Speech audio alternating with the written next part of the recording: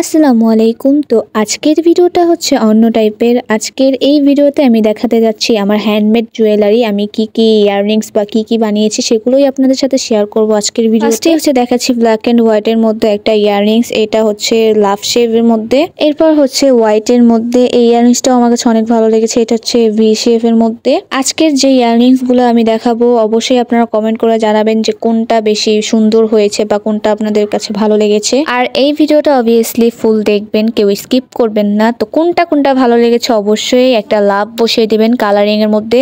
এই star shape ইয়াররিংসটা এত সুন্দর, আমার কাছে অনেক ভালো লেগেছে। মাঝে মধ্যে এটা পরে একটু পিক তুলি আর কি। আর এটা হচ্ছে টিয়া কালারের মধ্যে হোয়াইট।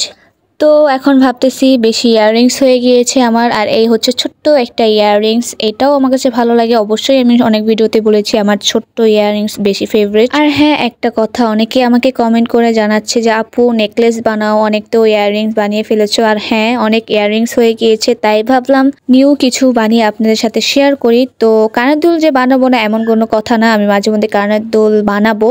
হলুদ ফাংশনের জন্য আমি ইয়াররিংসটা বানিয়েছিলাম, ইভেন কি এটা পরেও গিয়েছিলাম। অ্যাকচুয়ালি মাঝে মধ্যে আমি আমার হ্যান্ডমেড জুয়েলারি পরে যাই বাহিরে, তো আমার কিছু ফ্রেন্ড আছে দেখলে বলে যে দোস্ত এটা আমাকে দিয়ে দে, আমার পছন্দ হয়েছে, তো তখন দিয়ে দিই। বাট আমার ফেভারিট জিনিসগুলো আমি দেই না। আপনি যদি আমার চ্যানেলটিতে নতুন হয়ে থাকেন অবশ্যই চ্যানেলটি সাবস্ক্রাইব করে নেবেন অ্যান্ড লাইক কমেন্ট শেয়ার করে দিবেন বেশি বেশি করে। আর এই যে কতগুলা ইয়াররিংস দেখিয়েছি অবশ্যই কমেন্ট করে জানাবেন কোনটা বেশি বেস্ট হয়েছে বা কোনটা বেশি সুন্দর হয়েছে।